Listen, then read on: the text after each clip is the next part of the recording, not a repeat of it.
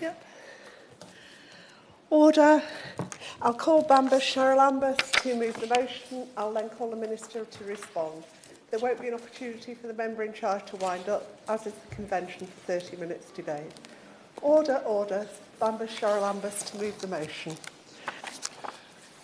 Thank you, Mr. Varg, and I beg to move that this House has considered crisis houses. Until October 2021, I'd never heard of a crisis house or knew what one was. But all that changed when one of my constituents got in touch to tell me about the tragic circumstances of her daughter's death in a crisis house, following a referral there from the local clinical commissioning group. So what is a crisis house? Crisis houses are broadly defined as community-based residential settings that give clinical and social support to people during a crisis. The emphasis is on providing a safe alternative to hospital admission when an individual is undergoing a mental health crisis. Some crisis houses are staffed by volunteers, whilst others are staffed by medical professionals. The level of support can vary greatly from accommodation and emotional support to acute mental health support. Despite the varying degree of support provided, crisis houses are not regulated. I will explain why this is a problem by speaking about the tragic case of my constituent's daughter, Jess. The details of Jess's case, which I will draw upon in my speech, were reported at her inquest and are publicly available online. In 2020, 27-year-old Jess Durdy entered Link House, a crisis house in Bristol. Link House is run by charity and was commissioned by the local care commissioning group to provide mental health support. It was not registered with the NHS or the Care Quality Commission. Jess was moved from regulated NHS care to a service which was unregulated and where her care coordinator was not a registered practitioner. 5 days later, she took her own life. Jess's death was almost certainly preventable. She died because staff at Link House were entirely lacking in the training necessary to deal with patients suffering from severe mental ill health. They failed to take seriously or act upon Jess's repeated warnings that she was having intrusive suicidal thoughts, used unsafe door locks that prevented them or paramedics from reaching her quickly, and were unable to provide emergency services with the information necessary to arrive on time to save Jess's life. For Jess's family, there were and still remain many questions. Could Jess's death have been prevented? Was the crisis house Jess entered a safe alternative to hospital care? And how could they raise their concerns about the care provided to their daughter? Despite growing numbers of crisis houses dealing with some of the most vulnerable in society, the regulatory oversight of these organisations is a complex patchwork of different regulators and regimes: the CQC, the Charity Commission, local authorities, and so on. The CQC can only regulate providers of certain regulated activities, which includes such areas as accommodation for nursing or personal care and family planning. In Jess's case, for example, the CQC had no oversight of the care and treatment provided by Link House. They could only examine the commissioning, Avon and Wiltshire Mental Health Trust's procedures in ensuring patient safety. Without proper regulation and oversight, there is always a risk that other vulnerable people take their lives. And it is for this reason that I say that the government must bring forward regulations for this sector to ensure that basic standards of care before another tragedy occurs. Before I go on, I want to pay tribute to Jess and her family. Jess's mother, Moira Durdy, is my constituent, and I've been supporting her attempts to get justice for Jess to ensure that no other family has to experience the terrible loss of a loved one in similar circumstances. Jess was originally from North London. Her family describe her as a dearly loved, bright and caring child. They're hugely proud of the kind, loving, generous and loyal person that she was, and of her intelligent and inquiring mind. After spending time in Bangladesh, working for Engineers Without Borders, Jess returned to her university town of Bristol to live and work in 2016. Jess had struggled with mental health since her teens, including a diagnosis of anxiety, depressive disorder, and bulimia. Despite this, her family say she always had a smile and often hid her struggles. Jess approached her GP for additional support in June 2020, and was under the care of Avon and Wiltshire Mental Health Partnership NHS Trust. She struggled with the medication provided, and by October 2020, her health had further declined, and she was referred by the Trust to Link House, run by the Housing Association Missing Link. Link House houses places were commissioned by the local clinical commissioning group. They provide care to patients with mental ill health who need more support than can be given to them in their homes. Despite this, its staff are support workers and not qualified medical professionals. On the 3 days before she died, Jess disclosed to Link House staff that she felt suicidal and wanted to end her life. However, staff lacked the training necessary to understand how seriously to take Jess's reports. They simply made phone calls to the recovery team and failed to follow up on those calls when there was no response. The team didn't make calls to the crisis team because, as Jess had not been admitted under the crisis team, they mistakenly assumed that they wouldn't respond to calls. They failed to remove the ligature from Jess's room that she ultimately used to take her life. There was a lack of clarity in the pathway for escalation of risk and an assumption that the welfare checks they were doing were sufficient. On the morning of Jess's death, when staff found that she was not responding to the morning checkup, they were unable to enter her room because the doors at Link House were locked from the inside. The door closure inside the room was a readily available ligature point, and an inward opening door is contrary to the usual standard within mental health facilities. Staff did not know how to communicate the seriousness of the issue to paramedics, such that their emergency call was made a Category 3 welfare check call. The result was that Link House staff stood helpless outside Jess's door for 30 minutes before paramedics arrived and were eventually able to break down the door, by which time Jess could not be saved. Had the fire brigade been called with their specialist equipment used to break down doors, then the outcome might well have been different. The lack of clinical oversight and regulation at Link House meant that it was not a safe place for Jess to be housed. Jess was continuously and graphically describing how she would ligature, and it is clear that the welfare checks and the environment she was in were not suitable for her. Patients like Jess are extremely vulnerable and require specialised care and support, which was lacking in this case. Now, this is a tragedy which unfolded at one crisis house, but this is not just about one crisis house. In response to my written parliamentary question in June 2023, the Minister informed me that there were at the time around 70 crisis houses around the country, with the number continuing to rise. However, I was concerned that figures for the number of crisis houses which were NHS commissioned but not managed by NHS staff was not available.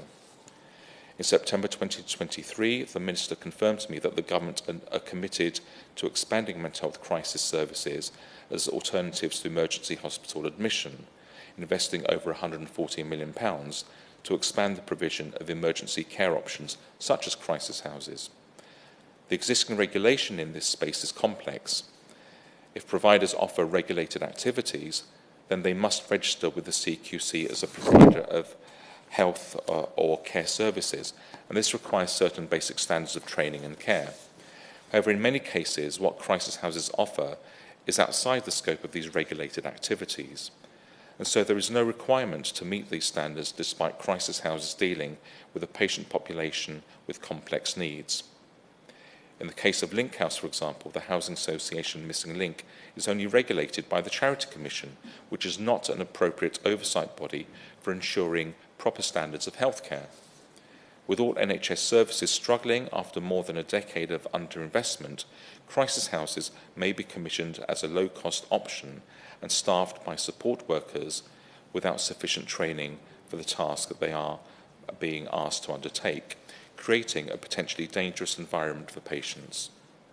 Consistent and appropriate standards are needed as a matter of urgency to ensure that as more vulnerable patients enter into crisis houses, they get the care that they need to be safe and recover. So I ask the Minister again, when will the government bring forward legislation to harmonise regulation across the sector, bringing all crisis houses under the same regulatory oversight? If the aim is to use increasing numbers of crisis houses to provide a safe alternative to hospital to recover from mental health crises, where is the oversight to ensure that those environments are safe. Regulation is essential to ensure both appropriate and consistent standards of care and training for staff at all crisis houses, and to create an effective and transparent mechanism for residents or their families to raise concerns and complaints where standards for care fall short. There is a long list of regulated activities, which includes, for example, treatment of those being treated for substance misuse or detained under the Mental Health Act, which, if provided, require organisations to register with the CQC. It is regrettable that the government declines to expand the list, which would require crisis houses supporting those going through a mental health crisis to also register with the CQC, rather than rely upon local integrated care boards and local authorities to provide an oversight. The Minister wrote to me that there were no plans to change the national definition of a crisis house, but added, we do, however, expect crisis houses services to be designed in a way that aligns with national requirements, guidance and local structures to ensure that appropriate safeguarding processes are in place, including enabling the escalation of risks. But where is the mechanism to ensure that crisis houses meet those expectations? And where does a bereaved family turn when standards fall tragically short? I hope that following today's debate, the Minister will consider all the points raised and give a commitment to regulating crisis houses to help prevent any future tragedies. The question is that this House has considered crisis houses. Minister Caulfield. Thank you, Mr Grave. It's a pleasure to serve under your chairmanship. And can I thank the Honourable Member for Enfield and Southgate for bringing forward this issue, and just offer my deepest condolences to his constituents on the loss of their daughter Jess. Improving mental health crisis services has been a key priority for this government for the last few years, because we very much recognise that we absolutely need to better support people in their communities rather than wait for someone to go into crisis and the only option is for admission into a mental health inpatient unit. And we know that the outcomes for people, if we can get to them at an earlier stage, are better, particularly for certain groups of people, depending on their age, their gender and ethnicity. And we know that recovery is also possible if that right treatment and early intervention can be given to someone. And it's why we have invested so heavily in crisis services over the last few years. And we are seeing the difference they can make in people not ending up in detention in police cells or A&E or other inappropriate settings. Now, just before I touch on crisis houses specifically, just want to touch on the range of crisis support that's available, because we've provided over £150 million of capital investment in urgent and emergency care infrastructure, £7 million of which has gone into new specialist mental health ambulances, which has mental health teams on board rather than your traditional ambulance crew. But also £143 million has gone into those range of alternatives. Crisis houses are one of those, but we also have crisis cafes, we have step-down services, and we have other crisis centres which do provide healthcare for people at a very, very difficult time. Over 160 projects have been allocated funding, and 137 of those are completed. We also do now have our crisis 24/7 helplines, so that around the country, in every area of the country, it goes to the local crisis team. And these are now linked through the NHS 111 service to provide a consistent route. So if a person isn't aware of their crisis helpline number, dialing 111 will get them onto that crisis line and to their local mental health crisis team. Now, crisis houses are a key part of that, and the early evidence shows that even crisis cafes can be associated with an 8% lower admission rate to hospital, and telephone services were around a 12% lower admission rate, and overall a 15% lower detention under the Mental Health Act, which is all to the benefit of those patients going into crisis. Now, specifically for crisis houses, they're part of that crisis team of support, and they do provide accommodation for those that are needing that help and support, and perhaps as a step towards more intensive crisis support, or sometimes it's just enough so that someone is able to return home. Now, he is right. There is a mix of provision in crisis houses. Some provide specialist care and are providing regulated activity, including for those going through drug and alcohol addiction, but those maybe perhaps needing their medication assessed and changed. Those that don't provide those sorts of activities are not regulated by the CQC. He is absolutely right on that, and there hasn't to date been plans to expand the list of CQC regulated activities to capture those crisis centres that don't provide that more intense support. However, I do hear his concerns, and as part of the work that we're doing in the suicide prevention strategy, where we're trying to reduce the number of suicides in England, those suffering with pre-existing mental health illnesses are a high-risk group, and we know that. And so I hear his concerns about Jess and the fact that she was in a place of safety and yet it didn't safeguard her needs, particularly as a vulnerable woman needing that help. Crisis houses do play an important role. They do help mental health support teams, allowing them to deal with the most serious cases. And also they can become quite a familiar setting to those patients who may use them on a regular basis if they are going into crisis and know that that's a place where they can get help and support.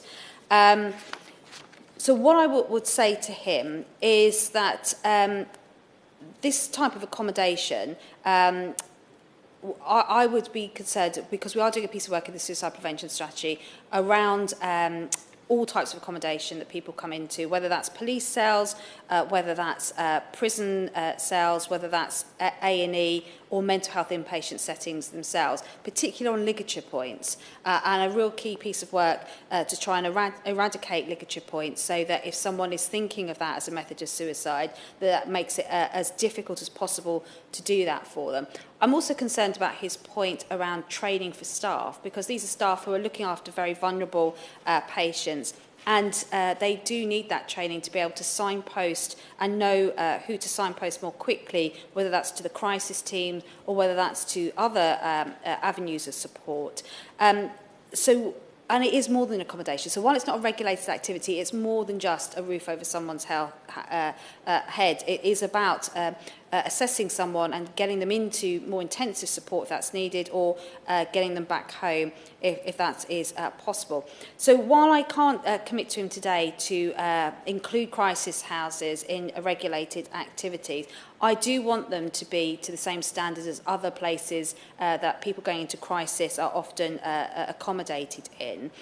Because our motto for the suicide prevention strategy is suicide is everyone's business. So if it's not the business of the CQC, if it's not going to be a regulated activity, there has to be more safeguards in place to make sure that they are as safe as possible, particularly for those who are at risk at suicide, and particularly for the staff working in those crisis houses who have a difficult enough job at the best of times without then having to deal with the fallout of a young person taking their life under their care.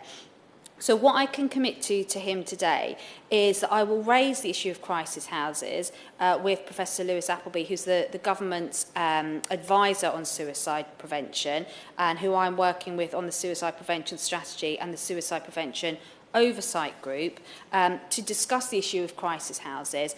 I'm not sure that regulation and making it a regulated activity and falling under the CQC is the answer. But I agree with him that there are clearly some gaps there around training and development of staff so that they can better assess risk, but also around the issue of ligature points in those crisis houses, and the assessment of crisis houses as a place of safety for those who are staying there. And I can commit to him that I will follow up the case of Jess, because if we are going to get those suicide rates down, and if we know that there are places through no one's fault other than that there may be extra work that we can do to make these not just crisis houses but places of safety, then we should do that, and we should leave no stone unturned. So I'm very, very grateful for him for raising the case of his constituent as an example of what can happen. it isn't a regulated activity at the moment, but I'm sure there is more that we could do to improve the safeguards that are in place. So following from his debate today, I will speak to Professor Lewis Appleby and see what more we can do for crisis houses in particular to make sure that a person going into crisis is as safe as they can be when they reach out and get the help that they need. The question is that this House has considered crisis houses. As many of that opinion say aye. Aye. Of the contrary, no. I think the ayes have it. Order, order. The sitting is suspended until 2:30 p.m.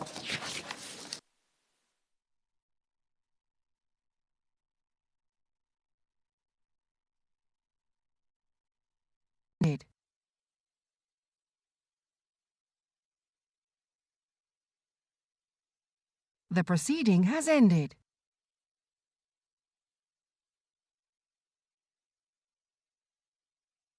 The proceeding has ended.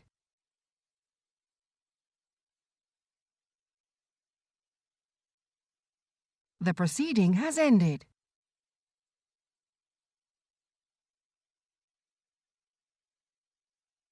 The proceeding has ended.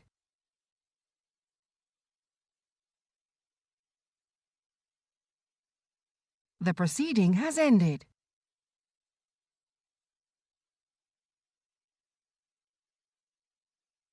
The proceeding has ended.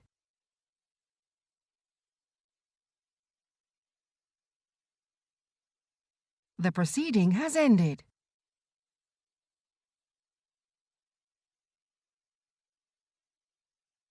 The proceeding has ended.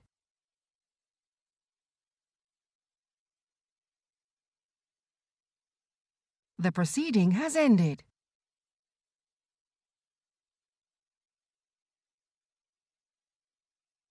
The proceeding has ended.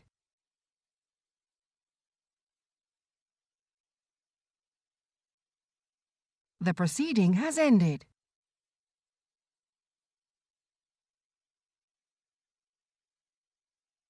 The proceeding has ended.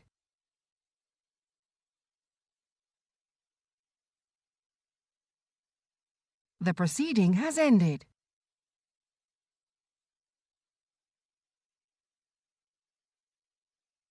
The proceeding has ended.